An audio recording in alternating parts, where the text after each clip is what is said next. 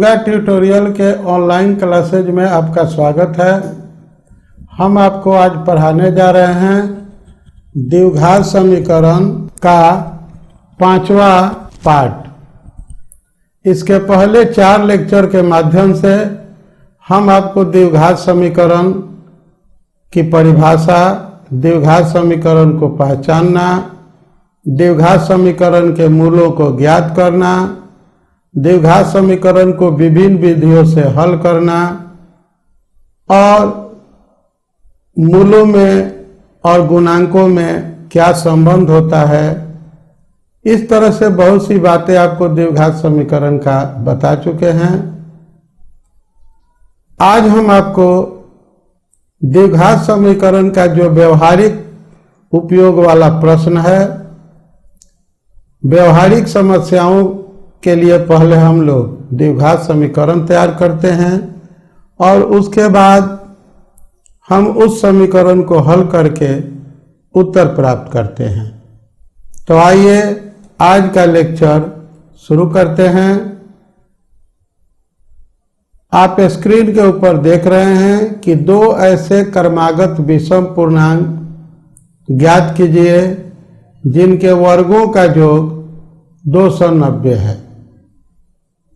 यानी कि आपके लिए प्रश्न हुआ 2 क्रमागत, क्रमागत का मतलब लगातार होता है, और विषम पूर्णांक, तो 2 लगातार विषम पूर्णांक, यहां ध्यान दीजिए, विषम पूर्णांक। तो विषम पूर्णांक उसको कहते हैं जो 2 से पूर्णतः विभाजित नहीं होता है। तो 2 लगातार सम या विषम पूर्णांक के बीच का अंतर जो होता है 2 होता है। मान लीजिए कि पहली संख्या x है, तो दूसरी संख्या आपको हो जाएगी x + 2। तो आपका प्रश्न क्या कहता है? उनके वर्गों का योग। तो देखिए, पहली संख्या का वर्ग हो गया x² और दूसरी संख्या का वर्ग हो गया x + 2 का होल स्क्वायर। प्रश्न से इनका योग जो है वह 290 है। अब यही हमारा द्विघात समीकरण बनेगा। इससे इसका विस्तार करते हैं, किसका? x + 2 के होल स्क्वायर का। तो ये हो गया x² + 4x + 4 बराबर हो गया, और पहले से x² है, तो आपका ये पूरा बायां पक्ष हो गया x² + x² + 4x + 4 = 290। आगे बढ़ते हैं, बाएं पक्ष में ये देखिए, दोनों x² को जोड़ दिए, 2x² हो गया। ये आपका 4x ऑलरेडी है और ये 4 ऑलरेडी है। 290 को इधर लाए तो -290 हो गया, इधर 0 हो गया। फिर आगे बढ़ते हैं, तो ये 4 में से 290 घटाएंगे, -286 आएगा। अब ये 2 से भाग दे देंगे सब में, तो आपको बचेगा x² + 2x - 143 = 0। अब यहाँ से हम चाहे जिस विधि से इसको हल कर सकते हैं, सूत्र विधि से, गुणनखंड विधि से, पूर्ण वर्ग विधि से। हम इसको गुणनखंड विधि से हल करते हैं। तो आपको बताए हैं पिछले वीडियो में कि गुणनखंड विधि से हल करने के लिए हमको ऐसे 2 अंकों को चुनना है, 2 संख्याओं को, जिनका डिफरेंस जो है, अंतर जो है 2 हो, और उनका गुणनफल जो हो 143 हो। तो 13 और 11 का अंतर 2 होता है, इनका गुणनफल 143 होता है। अब हम इसमें कॉमन लेंगे, तो ये x कॉमन लिए तो x + 13 बचा, -11 कॉमन लिए x + 13 बचा। अब फिर हम x + 13 को कॉमन ले लेंगे, तो x - 11 बचेगा। अब इससे x का 2 मान मिला, x बराबर -13 और 11। आगे बढ़ते हैं, पहली संख्या हो गई x, ये -13 भी हो सकती है, 11 भी हो सकती है। दूसरी संख्या x प्लस 2 तो यह -11 भी हो सकती है, 13 भी हो सकती है। अब हम दूसरे प्रश्न पर विचार करते हैं। ऐसे दो क्रमागत विषम धनात्मक पूर्णांक ज्ञात कीजिए जिनके वर्गों का योग 394 है। दोनों प्रश्न लगभग एक जैसे हैं। मान लीजिए पहली संख्या x, दूसरी संख्या x प्लस 2। प्रश्न से x स्क्वायर x प्लस 2 का होल स्क्वायर, ये आपको हो गया 394। पिछले प्रश्न में और इस प्रश्न में यही जो है अंतर है, बायां पक्ष उसी तरह से है। इसका x प्लस 2 का विस्तार कर देंगे, फिर इसको जोड़ देंगे, 394 को इधर लाएंगे। ये हमारा फाइनल जो है कैलकुलेशन देखिए, 2x square 4x minus 390 is equal to 0। ये देखिए 2x स्क्वायर और 4x, यहाँ हमको अंतर चाहिए 4x और गुणनफल चाहिए 390। 30 और 26 जो है इस तरह की संख्या हो सकती है। तो आइए अब गुणनखंड करते हैं। 2x कॉमन लिए x प्लस 15 माइनस 26 कॉमन लिए x प्लस 15, फिर x प्लस 15 कॉमन लिए तो x प्लस 15 2x घटाओ 26, x बराबर हो गया 13 और एक मान हो गया आपको -15। तो यहाँ ध्यान दीजिए कि x बराबर -15 हम लोग नहीं ले सकते हैं। क्यों नहीं ले सकते हैं? क्योंकि हमको क्रमागत विषम धनात्मक पूर्णांक ज्ञात करना है। तो ये -15 जो है वह ऋणात्मक पूर्णांक होगा, इसलिए केवल धनात्मक पूर्णांक 13 को लेंगे। तो पहली संख्या हो गई 13 और दूसरी संख्या हो गई 15। आगे बढ़िए। दो क्रमागत धनात्मक पूर्णांक ज्ञात कीजिए जिनके वर्गों का योग 365 है। इस बार हम सम विषम हटा दिए, क्रमागत पूर्णांक कर दिए। तो पहला अगर हम x मानते हैं तो दूसरी संख्या x प्लस 1 होगी। प्रश्न से x square plus x plus 1 का होल स्क्वायर 365 हो जाएगा। इसको जो है तोड़ दिए x प्लस 1 के होल स्क्वायर को, तो x square plus 2x plus 1, फिर 365 को इधर लाए, 2x square 2x plus 1 minus 365 0 हो गया। इसको घटा लिए और 2 से दोनों ओर भाग दे दिए तो मिला हमको x square plus x minus 182 is equal to 0। अब हम गुणनखंड करेंगे। ऐसी दो संख्या चाहिए जिनका अंतर 1 हो, गुणनफल 182 हो। ऐसी संख्या है 14 और 13। फिर हम गुणनखंड करेंगे, हमको गुणनखंड मिलेगा। x कॉमन लेंगे तो x प्लस 14, यहाँ -13 कॉमन लेंगे x प्लस 14, फिर मिला x प्लस 14 x माइनस 13। आगे बढ़े तो ये x प्लस 13 मिला और दूसरा हमारा x माइनस 14 मिला। तो x बराबर अगर हम 13 लेंगे तो पहली संख्या 13 होगी, दूसरी संख्या 14 होगी। आप कहेंगे कि हम -14 क्यों नहीं लेंगे? तो वो इसलिए नहीं लेंगे कि प्रश्न आपका धनात्मक पूर्णांक है, ऋणात्मक पूर्णांक नहीं है। तो आप कहाँ से ऋणात्मक लेंगे? नहीं लेंगे। आगे बढ़ते हैं तो संख्याएं हो गई आपको 13 और 14। चलिए एक और उदाहरण पर विचार कर लीजिए। 3 क्रमागत धन पूर्णांक संख्याओं के वर्गों का योग 50 है तो संख्याएं निकालिए। यहाँ ध्यान दीजिए 3 संख्या होगी।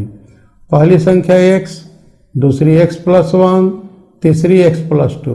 प्रश्न से x स्क्वायर x प्लस 1 का होल स्क्वायर x प्लस 2 का होल स्क्वायर बराबर 50। अब हम तोड़ देंगे तो मिला क्या? x square plus x square plus 2x plus 1, x square plus 4x plus 4 बराबर 50। सबको जोड़ दिए, 3x square plus 6x plus 5 minus 50 0। ये फिर सिंप्लीफाई किए, 3x square plus 6x minus 45 0। अब हम ऐसा संख्या लेंगे जिसको गुना करेंगे तो 3 और 45 के गुणनफल के बराबर आना चाहिए और अंतर 6 आना चाहिए। ये हमारा हो जाएगा 15 और 9। फिर गुणनफल करते हैं। ये 3x कॉमन लिए x प्लस 5, 9 कॉमन लिए x प्लस 5। आगे बढ़ते हैं। x प्लस 5 3x माइनस 9 बराबर 0। तो x का 2 मान मिलेगा, x माइनस 5 और x बराबर मिलेगा 3। तो फिर हमको धनात्मक चाहिए, इसलिए -5 नहीं लेंगे। तो पहला पूर्णांक हो गया 3, दूसरा हो जाएगा 4, तीसरा हो जाएगा 5। आंसर आपका हो गया 3, 4 और 5। आगे बढ़िए। ऐसी दो संख्याएं ज्ञात कीजिए जिनका योग 27 और गुणनफल 182 हो। बहुत आसान है। पहली संख्या x मान लीजिए, दूसरी संख्या हो जाएगी 27 माइनस x। प्रश्न से क्या हुआ, x गुना 27 माइनस x बराबर 182। 27x minus x square 182। 182 को इधर लाइए बाएं तरफ, तो बनेगा 27x minus x square plus 182 0। अब हम इसको रीअरेंज कर देंगे, तो minus x square plus 27x minus 182 is equal to 0। अब हमें ऐसी दो संख्या चाहिए जिनका योगफल 27 हो, गुणनफल 182 हो। ऐसी संख्या होगी आपको 12, 13 और 14। तो अब x square minus 13x minus 14x plus 182 बराबर 0। यहाँ x कॉमन लेंगे, x माइनस 13 बचेगा। यहाँ 14 कॉमन लेंगे, x माइनस 13 बचेगा। फिर हम x माइनस 13 कॉमन लेंगे, ये x माइनस 13 कॉमन लिए, x माइनस 14 दूसरा गुणनखंड मिला, x का मान आ गया 13 और 14। तो आपका पहला पूर्णांक अगर 13 लेते हैं तो दूसरा 14 हो जाएगा, यानी कि यहाँ दो पूर्णांक 13 और 14 होंगे। आगे बढ़ते हैं। अगले प्रश्न पर विचार करते हैं। स्क्रीन पर आपको नजर आ रहा है क्वेश्चन। ये देखिए, 51 को ऐसे दो भागों में बांटें जिनका गुणनफल 650 हो। मान लीजिए पहली संख्या x, तो दूसरी संख्या हो जाएगी आपको 51 माइनस x। इनका क्या है, गुणनफल 650 है। तो x गुना 51 माइनस x बराबर 650। अब हम x में 51 का गुना करेंगे तो क्या होगा, 51x और x गुना x माइनस एक्स स्क्वायर हो जाएगा बराबर 650। अब सबको एक तरफ कर दिए, 51x minus x square minus 650 बराबर 0। अब इसको रीअरेंज किए, minus x square plus 51x minus 650 बराबर 0। इसको फिर थोड़ा सा माइनस से गुना कर दिए, x square minus 51x plus 650 बराबर 0। आगे बढ़ते हैं। X square minus 25x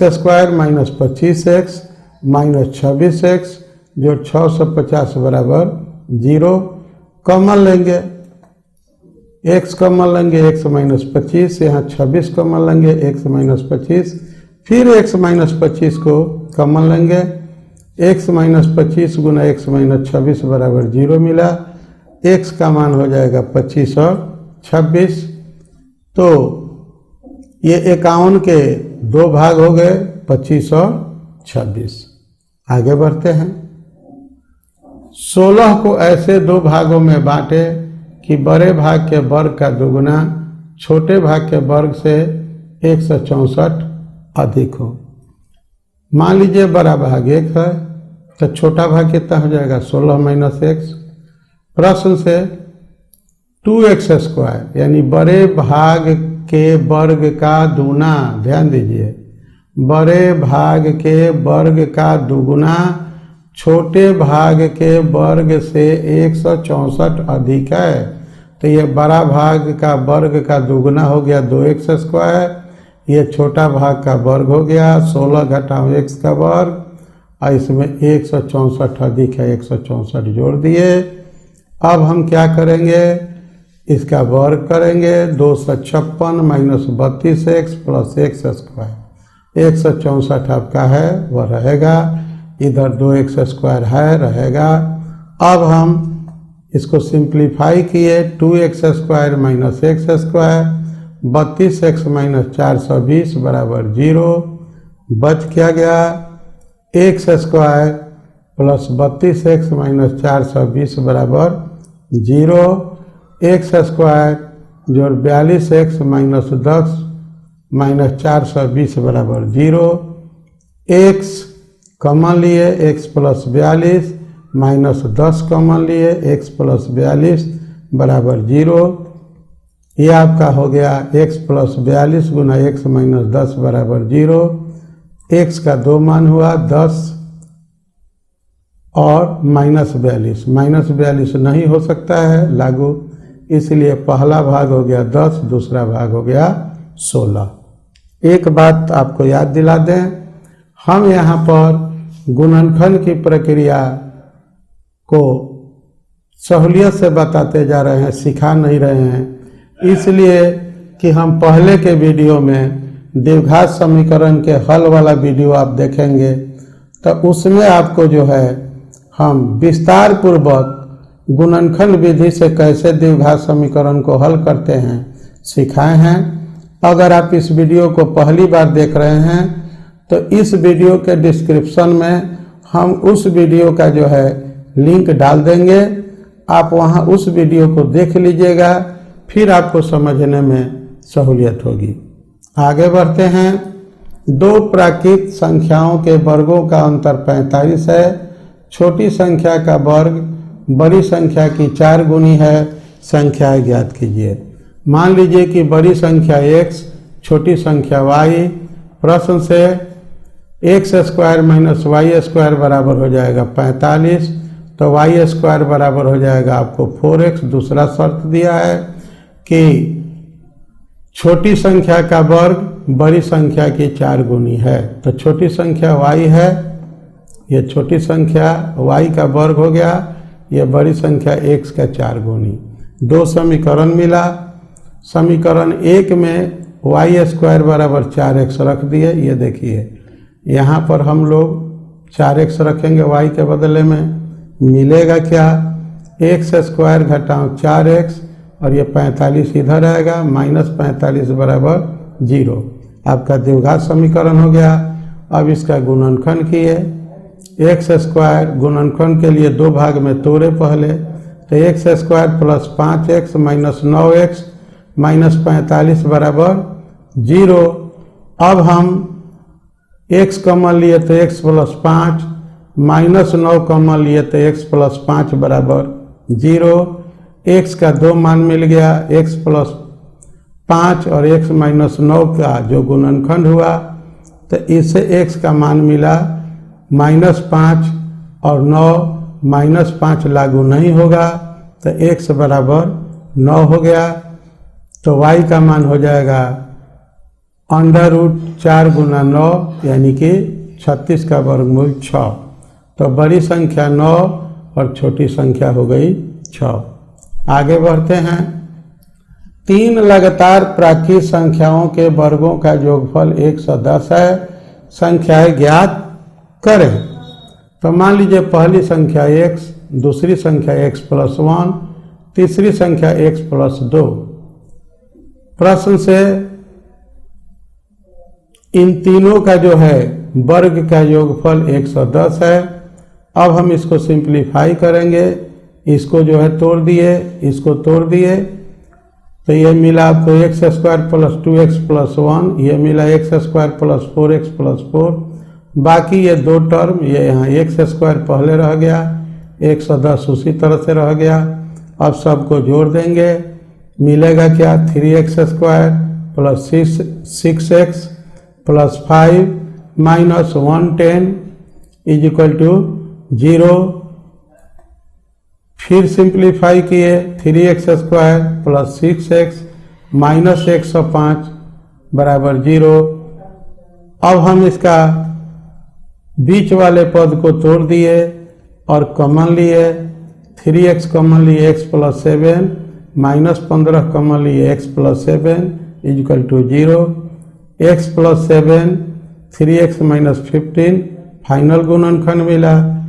x का मान हो गया 15/3 यानी कि 5। तो संख्या हो गई 5, 6 और 7। आगे बढ़ते हैं। एक समकोण त्रिभुज की ऊंचाई इसके आधार से 7 cm कम है। यदि कर्ण 13 cm का हो तो अन्य दो भुजाएं ज्ञात करें। मान लीजिए समकोण त्रिभुज का आधार x है, ऊंचाई हो गई x - 7। प्रश्न से आधार स्क्वायर जो ऊंचाई स्क्वायर बराबर कर्ण स्क्वायर, ऊंचाई को लंब भी कहते हैं। तो x² प्लस x - 7 का होल स्क्वायर बराबर 13 का स्क्वायर मिला। क्या आपको इसका जो है वर्ग किए तो x² - 14x प्लस 49, ये वैसे ही रह गया और ये 13 का वर्ग हो गया 169। सबको जोड़ दिए final 2x² minus 14x plus 49 minus 169 is equal to 0। Final क्या मिला 2x² minus 14x minus 120 is equal to 0। अब हम इसको मध्य पद को दो भाग में तोड़ दिए, गुणनखंड किए। गुणनखंड करने के बाद हमको मिला x plus 5 2x minus 24 is equal to 0। x का दो मान मिला, एक 12 मिला, दूसरा -5 मिलेगा जो लागू नहीं होगा। तो ये आपका आधार 12 cm हुआ, ऊंचाई 12 में से 7 घटा लीजिए 5 cm होगा। आगे बढ़ते हैं अगले सवाल की ओर। एक समकोण त्रिभुज का क्षेत्रफल 600 वर्ग सेंटीमीटर है। यदि त्रिभुज का आधार इसके शीर्ष लंब से 10 सेंटीमीटर अधिक हो तो इसकी तीनों भुजाओं की लंबाई ज्ञात करें। मान लीजिए समकोण त्रिभुज का शीर्ष लंब बराबर 1 cm है, आधार इसका x प्लस 10 हो जाएगा। प्रश्न से x गुना x प्लस 10 बराबर 600 है, तो x² जोड़ 10x माइनस 600 0। गुणनखंड किए, बीच वाले को दो भाग में तोड़े, 30 और 20 मिला। x कॉमन लिए, x प्लस 30 यहाँ 20 कॉमन लिए, x प्लस 30 फिर कॉमन लिए x प्लस 30 x माइनस 20। तो x का मान मिला, ये -30 मिलेगा जो लागू नहीं होगा, तो x बराबर 20 होगा। तो शीर्ष लंब हो जाएगा 20 और आधार जो हो जाएगा 20 में 10 जोड़ेंगे, ये x प्लस 10 है तो ये हो जाएगा 30। ये आपका आंसर हो गया। आगे बढ़िए, कर्ण निकाल लीजिए। तो कर्ण निकालिएगा तो 20 का स्क्वायर जोड़ 30 का स्क्वायर 400 जोड़ 900 1300 का वर्गमूल 10√13 cm हो जाएगा। ये देखिए स्क्रीन के ऊपर अगला सवाल, दो वर्गों के क्षेत्रफलों का योग 468 cm है। यदि उनके परिमापों का अंतर 24 cm हो तो दोनों वर्गों की भुजाएं ज्ञात करें। तो आइए मान लेते हैं बड़े वर्ग की भुजा 1 cm है, तो छोटे वर्ग की भुजा को y cm मान लेते हैं। 4x माइनस 4y बराबर 24 है, क्योंकि उनके परिमापों का अंतर 24 cm है। परिमाप 4 गुना भुजा होता है, तो x माइनस y हो जाएगा आपको 6, y बराबर हो जाएगा आपको x माइनस 6। प्रश्न से दोनों के वर्गों का योगफल 468 है, तो x² प्लस x माइनस 6 का होल स्क्वायर बराबर 468। इसको जो है विस्तार किए तो x² plus x² minus 12x plus 36 बराबर 468। फिर आगे बढ़े, यहाँ पर देखिए 468 को इस तरफ लाए, इसके बाद सबको फिर जोड़ दिए, इन दोनों को 2x² माइनस 12x माइनस 432 बराबर 0। X square minus 6x minus 216 बराबर 0। ये हो गया आपको x square plus 12x minus 18x minus 216 बराबर 0, क्योंकि अंतर आपको -6 चाहिए और गुणनफल 216 चाहिए। ये 12 और -18 से हमको प्राप्त हो जाता है दोनों शर्त। x कॉमन लिए x प्लस 12, यहाँ -18 कॉमन लेंगे तो x माइनस 12 बचेगा और x माइनस 18, यानी कि इसका फाइनल गुणनखंड होगा x प्लस 12 x माइनस 18 बराबर 0। x का मान हो गया -12 जो लागू नहीं होगा और दूसरा होगा 18, यही लागू होगा। तो x का मान 18 मिला, तो त्रिभुज की बड़ी भुजा हो गई 18, तो छोटी भुजा 18 में से 6 घटा लीजिए 12 cm। आंसर आपका हो गया। चलते हैं अगले प्रश्न की ओर। एक रेलगाड़ी एक समान चाल से 360 किलोमीटर की दूरी तय करती है। यदि यह चाल 5 किलोमीटर अधिक होती तो वह उसी यात्रा में 1 घंटा कम समय लेती। रेलगाड़ी की चाल ज्ञात कीजिए। माना कि रेलगाड़ी की चाल है 1 किलोमीटर प्रति घंटा, तो इस चाल से 360 किलोमीटर दूरी तय करने में लगा समय बराबर होता है आपको दूरी बटा चाल, तो 360 बटा x। रेलगाड़ी की चाल 5 किलोमीटर प्रति घंटा अधिक होने पर लगने वाला समय क्या हो जाएगा? 360 बटा x प्लस 5। प्रश्न से 360 बटा x माइनस 1 बराबर हो जाएगा 360 बटा x प्लस 5, क्योंकि 1 घंटा कम समय लेती है चाल बढ़ा देने से। तो जो पुरानी चाल है उससे लगे हुए समय में 1 घंटा कम करेंगे तो नई चाल वाला समय निकल जाएगा। आगे बढ़ते हैं, इसको सिंप्लीफाई करते हैं। 360 माइनस x बटा x, ये साधारण बटा का घटाव है, बराबर हो जाएगा 360 बटा x प्लस 5। ये देखिए, इसको ये तिरछा तिरछी गुना किए तो 360 घटा x गुना हो गया x प्लस 5 बराबर ये हो जाएगा 360x। आगे बढ़ते हैं, इसका गुना करने के बाद गुणनफल मिला 360x जोड़ 1800 minus x square minus 5x बराबर 360x। एक तरफ जीरो करने के लिए 360 को इधर लाए, बचेगा क्या? Minus x square minus 5x plus 1800 बराबर 0। ये देखिए यहाँ भी 360 है, 360x है, यहाँ भी 360x है। ये दोनों कैंसिल भी आप कर सकते हैं, या इसको लाएंगे तो इधर 0 हो जाएगा। आगे बढ़ते हैं, माइनस से गुना कर दिए x square plus 5x minus 1800 बराबर 0। आपको ऐसे दो संख्याओं को खोजना है जिनको गुना करें तो 1800 हो, अंतर 5 हो। क्या हो सकता है? 45 और 40, सही सोचे हैं आप।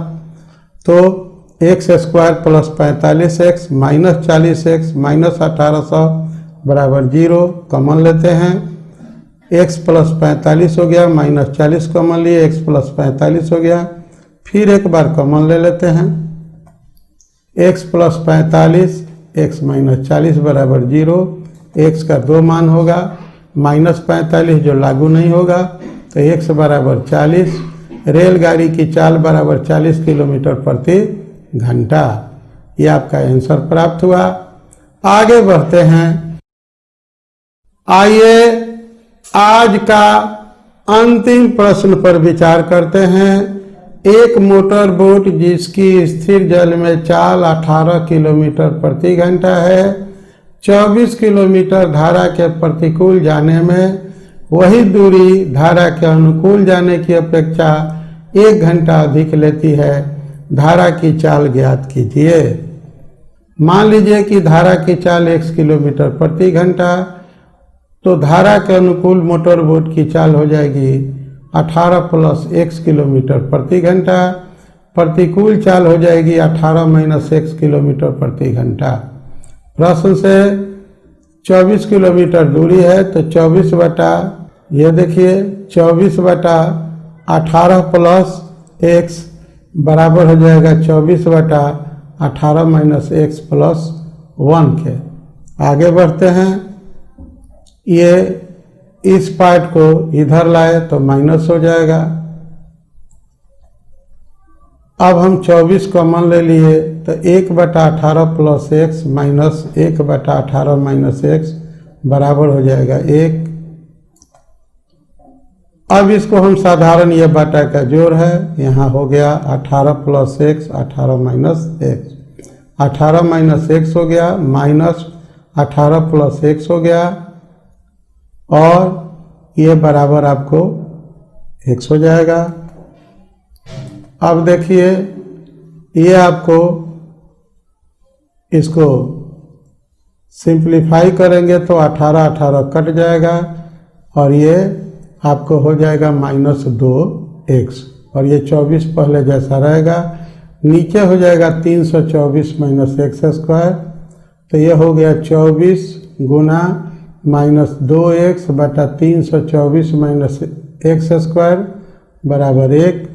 आगे बढ़ते हैं, ये हो गया 48x बराबर, ये देखिए 48x इसका और ये इसका गुणनफल बराबर हो गया आपको ये 324 - x²। अब एक तरफ लाते हैं, x² - 48x - 324 बराबर 0। अब आपको 48 को ऐसे तोड़ना है दो पदों में कि आपको -48 जोगफल मिले और -324 गुणनफल मिले, ऐसी दो संख्या चाहिए। तो ये x² प्लस 54x - 6x कर लेते हैं, -324 बराबर 0 हो गया। x कॉमन लेंगे, अब x कॉमन लेने पर आपको क्या मिला, ये देखिए x प्लस 54 और ये हो गया आपको x - 6।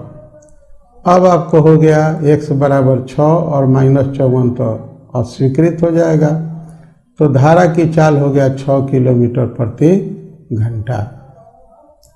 इसी के साथ आज का हमारा लेक्चर जो है समाप्त होता है, और फिर हम आपको अब नए चैप्टर में मिलेंगे जो बीजगणित का अंतिम चैप्टर होगा, समानांतर श्रेणी एरिथमेटिकल प्रोग्रेशन।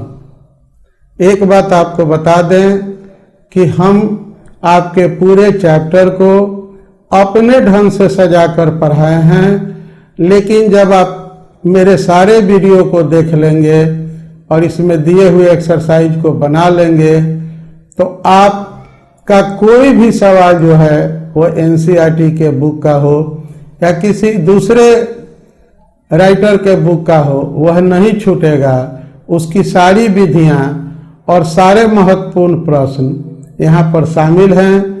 अगर आप कुछ चाहते हैं तो आप कमेंट के जरिए या व्हाट्सएप के जरिए हमसे संपर्क करें, उसके द्वारा भी हम आपको हेल्प देंगे, और PDF आप हमारे वेबसाइट पर भी जाकर प्राप्त कर सकते हैं। तो इसी के साथ आज का लेक्चर हम समाप्त करते हैं। मिलते हैं फिर अगले चैप्टर के वीडियो के साथ। तब तक के लिए आपको थैंक यू, धन्यवाद।